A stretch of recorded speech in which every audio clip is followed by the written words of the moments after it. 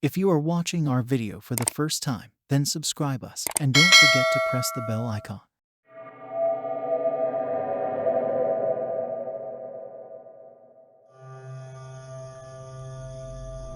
We see Jeshiem. He's on his way home from work. Jeshiem was driving, tired and ready to unwind after a long day. Suddenly, a person appeared out of nowhere in front of his car, and before he could react, Jeshiem struck the person with his car, killing them instantly. Shaken and in a state of shock, Jeshiem got out of his car to assess the situation. As he stood there, feeling overwhelmed and disoriented, Jeshiem was frozen with fear. He didn't know what to do or how to react. All he could think about was the fact that he had just killed someone. Without saying a word, Jeshiem turned and ran back to his car, started the engine and sped away from the scene as fast as he could. His heart was pounding, and he felt like he was going to be sick. As he drove, Jeshiem couldn't shake the image of the person he had hit out of his mind. He knew he had to do something, but he was too scared to turn himself in. Days turned into weeks, and Jeshiem became consumed with guilt and anxiety. He couldn't sleep, couldn't eat, and couldn't concentrate on anything else. The weight of his actions was crushing him, and he knew he had to face the consequences of what he had done. As night fell, Jeshiem woke up the next day feeling uneasy. He tried to shrug it off and went about his day as usual. However, as the day wore on, he began to feel a sharp pain in his neck and shoulders. He found it difficult to move and hunched over like an old man. Jeshiem decided to visit his doctor, hoping for some answers. The doctor examined him but could not find anything physically wrong with him. The doctor suggested he see a chiropractor. Jeshiem went to a chiropractor, but they could not find anything wrong with him either. Feeling helpless and desperate, Jeshiem called his mother and told her about his pain. Mom, I don't know what's wrong with me. I went to the doctor, and they couldn't find anything wrong with me. The chiropractor said the same thing. Do you know anything that might help?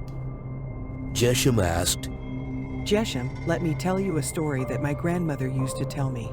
She said that when a person wronged someone and did not make amends, the spirit of the wronged person would haunt the wrongdoer until justice was served. The curse would cause the wrongdoer immense physical pain until they righted their wrongs. his mother explained. Jeshiem was skeptical but desperate for answers. A curse? That's ridiculous. He scoffed. Jeshiem, I know it may sound ridiculous, but it's an old tale that has been passed down through generations. Look into the mirror and you may see something that you didn't before. His mother replied. Jeshiem looked into the mirror, but he didn't see anything out of the ordinary at first. He turned off the lights and looked closer, hoping to find some clue as to what was causing his pain. Suddenly, he saw something that made him scream in terror. His mother asked him what he saw. There's this horrid-looking spirit thing with hollow white eyes, standing behind my shoulders. What does this mean? It means that you need to make amends for whatever wrong you've committed. The spirit won't leave you alone until you do. His mother replied gravely. Jeshiem finally realized that his pain and discomfort were due to his guilt and lack of remorse for the person he had wronged. He knew what he had to do and set out on a journey to right his wrongs. As he walked down the path of redemption, his pain slowly began to subside. He knew that it was a long journey, but he was determined to make things right. Jeshiem knew he had a lot of work to do. He spent hours researching ways to make amends, trying to find a way to undo the damage he had caused. He knew that he had to face the consequences of his actions, and he was willing to do whatever it took to make things right. Jeshiem went to the family of the person he had wronged,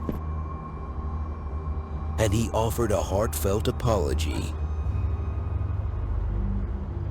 He told them he was sorry for what he had done and would do anything to make it right. He offered to pay for any damages and even volunteered his time to help them in any way he could. The family was surprised by Jeshiem's sudden change of heart, but they could see the sincerity in his eyes. They forgave him and were willing to work with him to find a solution to the problem. Over time, Jeshiem worked tirelessly to make amends, and the spirit that had haunted him for so long slowly began to fade away. As he made progress, his neck and shoulders began to feel better, and he walked taller with a newfound sense of purpose. Jeshiem realized that he had learned a valuable lesson. He knew that he had made a terrible mistake, but he had also learned that it was never too late to make things right. He had found a way to let go of his guilt and find peace within himself. In the end, Jeshiem knew that he had done the right thing. He had faced his demons and become a better person on the other side. And as he looked into the mirror, he saw not a cursed man, but a man who had been given a second chance. Thanks for watching. Don't forget to like and subscribe.